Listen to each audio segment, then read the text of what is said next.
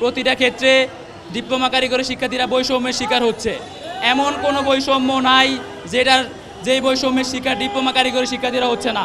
Diploma engineer যারা, তাদের প্রতিনিয়ত একটা হেনস্থার মধ্যে রাখা হয়, আমাদেরকে আমাদের ন্যায্য সম্মানটা দেওয়া হয় না। আমরা চাকরির ক্ষেত্রে গেলে আমাদের স্যালারি ধরে ৮,০০০ টাকা। ৮,০০০ টাকায় বর্তমান সময়ে আমাদের বাসা ভাড়াটাও হয় না ঠিক মতো। আমাদের প্রত্যেকটা জায়গা থেকে বৈষম্য উঠাইতে হবে। সাধারণ শিক্ষার্থীদের মতো আমাদেরকেও আমাদের যোগ্যতা অনুযায়ী সম্মানটা দিতে হবে। আমাদের সারা বাংলাদেশে আমরা যদি 2010-11 একটা প্রতিবেদন দেখি, তাহলে সারা বাংলাদেশ থেকে শুধুমাত্র সরকারি পলিটেকনিক থেকে, সরকারি 49টা পলিটেকনিক থেকে ডিপ্লোমা বা শর্ত পাস করে বের হয়েছিলেন 21,000 শিক্ষার্থী। এক যুগ পরে যা রূপান্তরিত হয়েছে প্রায় 48,000 শিক্ষার্থীতে, এবং বাংলাদেশের আরও 217টি সরকার নিবন্ধিত পলিটেকনিক রয়েছে সারা বাংলাদেশে। বেসরকারিতে আরও হাজার হাজার শিক্ষার্থীরা পাশ করে বেরোচ্ছে। কিন্তু আমাদের এই হাজার হাজার লাখ লাখ শিক্ষার্থীদের জন্য শুধুমাত্র একটি প্রকৌশল বিশ্ববিদ্যালয় রয়েছে, যা ডিপ্লোমা শিক্ষার্থীদের ক্ষেত্রে পুরোপুরি বৈষম্য সৃষ্টি করতেছে। এবং শুধুমাত্র যে একটি প্রকৌশল বিশ্ববিদ্যালয় আমাদের বৈষম্য সৃষ্টি করতেছে এরকম না, আমাদের সাথে আরও বৈষম্য সৃষ্টি করতেছে 2010-11 সেশন থেকে এই প্রকৌশল বিশ্ববিদ্যালয়ে 550 থেকে আসন থেকে উন্নীতকরণ করে 670 আসন পর্যন্ত উন্নীতকরণ করা হয়েছে। এই এক যুগ পেরিয়ে গেল, ডিপ্লোমা শিক্ষার্থীর হার 3 গুণ বাড়লেও ডিপ্লোমার উচ্চশিক্ষার জন্য একটি আসনও বৃদ্ধি করা হয়নি, যার কারণে আমাদের এই কারিগরি শিক্ষার্থীরা উচ্চশিক্ষা নিতে ব্যাহত হচ্ছে। শুধুমাত্র যে আমাদের কারিগরি শিক্ষার্থীরা উচ্চশিক্ষা নিতে ব্যাহত হচ্ছে এই বিষয়টা শুধু এখানেই সীমাবদ্ধ নয়। আমাদের প্রত্যেকটা ডিপার্টমেন্ট প্রতি শুধুমাত্র 120টা আসন নির্ধারণ করা আছে, যে 120টা আসনের জন্য প্রতিযোগিতা করতে গিয়ে আমাদের হাজার হাজার মেধাবীরা ঝরে যাচ্ছে, আমাদের মেধার মূল্যায়ন করতে পারছে না।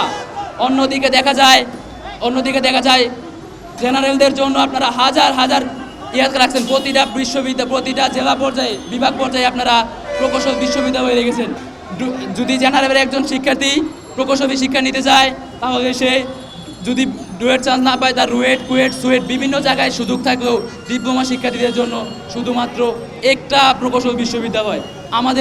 আমাদের বর্তমান দাবি, আমরা এই জিনিসটার বৈষম্য চাই। এই একটা প্রকৌশলীর পাশাপাশি আমরা আমাদের ডিপ্লোমা শিক্ষার্থীদের জন্য সারা দেশের প্রত্যেকটা বিভাগে একটি করে প্রকৌশল বিশ্ববিদ্যালয় চাই, এবং সেটা যুগ যুগ ধরে চলে আসছে। এইভাবে প্রতিবার আমরা চাকরিতে যাই, চাকরিতে আমাদেরকে নির্দিষ্ট কোনো সম্মান দেওয়া হচ্ছে না। যেখানে গার্মেন্টস কর্মী, তার নির্দিষ্ট একটা বেতন আছে, আমাদেরকে নির্দিষ্ট সেই বেতনটা দেওয়া হচ্ছে না। আমাদের ইনস্টিটিউটগুলো উন্নত হচ্ছে না। সাধারণ ছাত্রদের দিকে তাকান, তারা কিন্তু যথাযথ সম্মান পাচ্ছে, কিন্তু আমরা পাচ্ছি না। এই দাবিগুলো কে দেখবে? আমাদের পুরো বাংলাদেশে একটাই মাত্র বিশ্ববিদ্যালয়, সেটা হচ্ছে ডুয়েট। সেখানে সিট সংখ্যা একেবারেই সীমিত, যেটাতে লড়াই করে আমাদের প্রতিনিয়ত ফিরে আসতে হয়। এবং অন্যান্য সাধারণ শিক্ষার্থীদের জন্য বিশ্ববিদ্যালয় আছে প্রায় 40টার উপরে পাবলিক। আর ইঞ্জিনিয়ারিং টেকনোলজিগুলো আপনি দেখতে পারেন বুয়েট, রুয়েট, কুয়েট আছে, কিন্তু আমাদের শুধুমাত্র একটাই ডুয়েট আছে। সেখানে আমরা পর্যাপ্ত পরিমাণ সিট সংখ্যা পাচ্ছি না, আমরা পরীক্ষা দিতে পারতেছি না। আমাদেরকে চাকরির দিকে বৈষম্য, আমাদের পড়াশোনার দিকে বৈষম্য, আমাদের ইনস্টিটিউটের দিকে বৈষম্য। এত বৈষম্য আন্দোলন যদি সবই শেষ হয়ে যায়, তাহলে আমাদের বৈষম্যটা কেন যাচ্ছে না এখনো? আমাদের দিকে কেন তাকাচ্ছে না সরকার এখনো? আমরা চাই ডক্টর ইউনূস, যিনি আছেন আমাদের বর্তমান প্রধান উপদেষ্টা, তিনি আমাদের দিকে তাকান। তিনি যেহেতু শিক্ষামন্ত্রী, তার উপদেষ্টা হিসেবে আমরা চাই যে আমাদের এই সমস্যাগুলো সমাধান হোক। আমরা আশাবাদী তার থেকে, আমরা নতুন সরকার থেকে অবশ্যই আশাবাদী। তার জন্য আমাদের এই আজকের এই কর্মসূচি। আমি যদি বলি, আমি নিজে একজন অষ্টম সেমিস্টার, আমাদের আসন সংখ্যা অনেক সীমিত, যেটা আমরা পাই না। আসন সংখ্যা বৃদ্ধি করতে হবে, প্লাস আমাদের ডিপ্লোমাতে সাধারণের যে শিক্ষকগুলো, এদেরকে চেঞ্জ করতে হবে, কারণ ডিপ্লোমার শিক্ষক ছাড়া আমরা কিছু শিখতে পারতেছি না। অন্যান্য জায়গায় শিক্ষকরা এসে আমাদের কি শিখাবে? একটা ডিপ্লোমার স্টুডেন্ট যখন একটা শিক্ষক ক্যাটাগরিতে পড়বে, তখনই সে একটা ডিপ্লোমা স্টুডেন্টকে শিক্ষা দিতে পারবে, যেটা কিন্তু আমরা নন ডিপার্টমেন্টাল টিচারদের কাছ থেকে পাই না।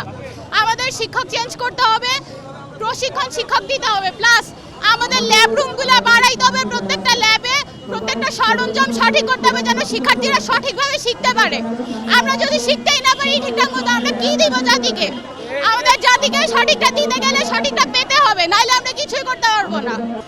আমরা আমাদের যে ডিপ্লোমা ইঞ্জিনিয়ারিং শেষ করার পরে আমরা যখন চাকরির ক্ষেত্রে যাই তখন আমরা আমাদের ন্যূনতম যে বেতন কিংবা আমাদের ন্যূনতম যে সম্মান সেইটুকু আমরা পাই না কো। আমরা চাকরির ক্ষেত্রে গেলে আমাদের স্যালারি ধরে 8,000 টাকা। 8,000 টাকায় বর্তমান সময়ে আমাদের বাসা ভাড়াটাও হয় না ঠিক মতো। আবার তাছাড়া আমাদেরকে বলে হচ্ছে যে আপনাদের এক্সপিরিয়েন্স লাগবে। আমরা 4 বছর পড়াশোনা করলাম, 8টা সেমিস্টার দিলাম, তারপর আমাদের ইন্টার্নি হলো। ইন্টার্নি হওয়ার পরেও যদি এই ধরনের কথা শুনতে হয় তাহলে এটা খুবই দুঃখজনক। তার পরবর্তী সময়ে আমরা যখন ডিপ্লোমা শেষ করি যখন আমরা বিএসসির জন্য ভর্তি হওয়ার জন্য ট্রাই করি তখন আমাদের পাবলিক বিশ্ববিদ্যালয় একটা মাত্র বাংলাদেশে। আর তাছাড়া অন্য যেগুলো প্রাইভেট ইউনিভার্সিটিতে আমরা ভর্তি হওয়ার জন্য যাই সেখানে আইবির মেম্বারশিপ থাকে না। আর মেম্বারশিপ না থাকার কারণে আমরা অনেক ভার্সিটিতে ভর্তি হতে পারি না। তখন আমরা এটা নিয়ে অনেক বেশি হেজিটেট ফিল করি যে আমরা কিভাবে ভর্তি হব, কোথায় ভর্তি হব। তাছাড়া আমাদের ডিপ্লোমা শেষ করলে আমাদেরকে আইডিবির মেম্বারশিপ দেওয়া হয় না। আমরা অনেক ভার্সিটি থেকেও দেখি যে আমাদের অনেক ভার্সিটি আছে যেখানে আইবিএরও মেম্বারশিপ নেয়। তাছাড়া আমরা যখন উচ্চশিক্ষার জন্য দেশের বাইরে যেতে চাই তখন আমাদেরকে সেই ন্যূনতম সুযোগটা দেওয়া হয় না।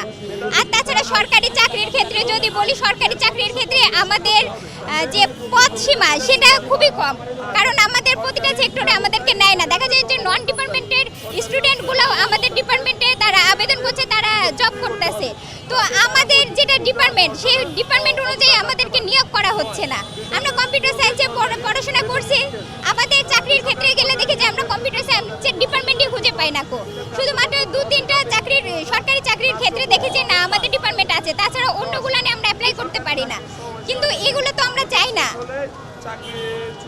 আচ্ছা